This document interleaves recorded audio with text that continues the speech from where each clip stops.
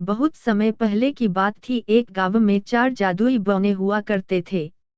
ये बौने पूरे गांव में घूमते और जिस किसी को मदद की जरूरत होती तो उनकी मदद किया करते थे। एक दिन ये चारों बौने रोज की तरह गांव में घूम रहे थे कि अचानक इनको किसी बच्ची के रोने की आवाज आई। जैसे ही बौनों ने अंदर झांक कर देखा तो एक प्यारी सी बच्ची कपड़े धोते हुए रो रही थी और पीछे से किसी औरत के चिल्लाने की आवाज आ रही थी। खबरदार, अगर आगे से होमवर्क करने की बात कही तो घर पर बैठो और घर का सारा काम करो। जल्दी ही तुम्हारा स्कूल से नाम कटवाती हूँ। यह कहती हुई वह घर से बाहर चली गई। चारों बोनों ने सोचा कि हमें इस बच्ची की मदद करनी चाहिए। फिर क्या था, उनमें से एक बोना बिल्ली में बदल गया और रसोई में रखा दूध पीने लगा। जैसे ही लड़की ने बर्तन गिरने की आवाज सुनी तो वह भागकर रसोई में गई और बिल्ली को देखकर बोली, रुक जा बिल्ली, चोरी मत कर। चोरी करना गलत बात होती है। मैं तुझे अलग से दूध दे देती हूँ। अगर मेरी माँ को पता चल गया कि बिल्ली ने दूध झूठा कर दिया है तो वो बिना सोचे समझे पता नहीं क्या सजा दे मुझे। यह सुनकर वह बिल्ली बोली, मुझे आज तक किसी ने ऐसा नहीं बोला। हर कोई मुझे मार कर भगा देता है।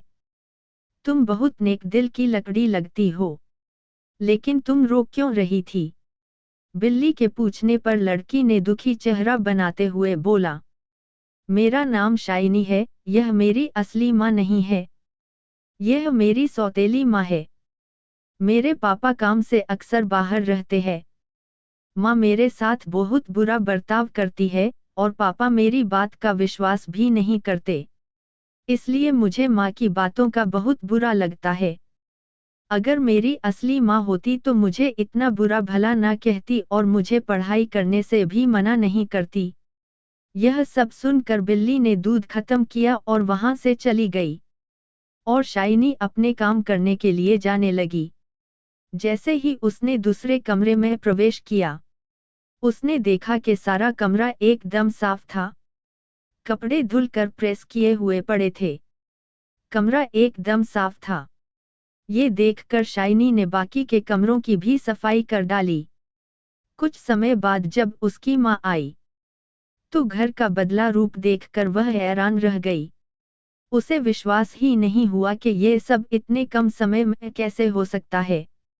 यह सब जानने के लिए अगले दिन शाइनी की माँ ने जानबूझकर पूरे घर में कचरा गिरा दिया और सारे बर्तन गंदे कर दिए और शाइनी को गुस्से में बोली, मैं एक जरूरी काम से बाहर जा रही हूँ। अगर ये सब काम 2 घंटे में पूरा ना हुआ तो आज रात को खाना नहीं मिलेगा। यह कहकर वह घर से चली गई।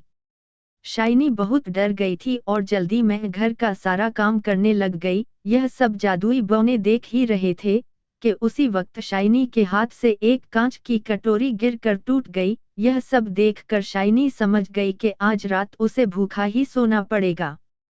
कुछ देर बाद वही बिल्ली अंदर आई और बोली, आज दूध मिलेगा शाइनी।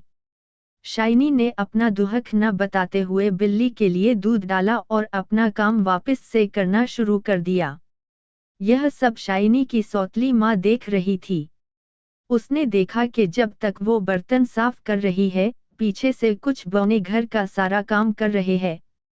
वह सोचती है कि क्यों मैं इन बौनेओं को पकड़ लूं।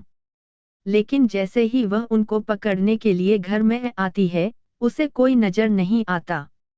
लेकिन घर पूरा साफ होता है।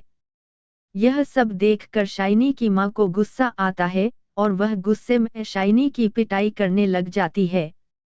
माँ, बता कहाँ है वह बौने, बता कहाँ है वह बौने।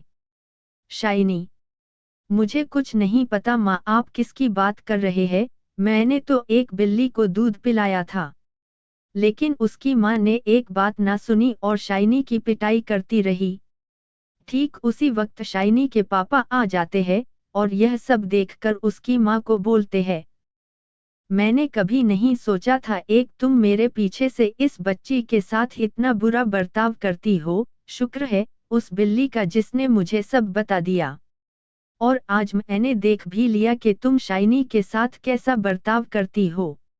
मगर आज के बाद तुमने इस बच्ची को हाथ भी लगाया या पढ़ाई करने से रोका तो मुझसे बुरा कोई ना होगा। उस दिन के बाद शाइनी को उसकी माँ ने कभी तंग नहीं किया और शाइनी ने खूब मन लगाकर पढ़ाई की। आगे जाकर शाइनी डॉक्टर बनी और उसने कई लोगों का मुफ्त में इलाज किया। शिक्षा इस कहानी से बच्चों हमें ये शिक्षा मिलती है कि अच्छा करने वालों के साथ कभी बुरा नहीं होता।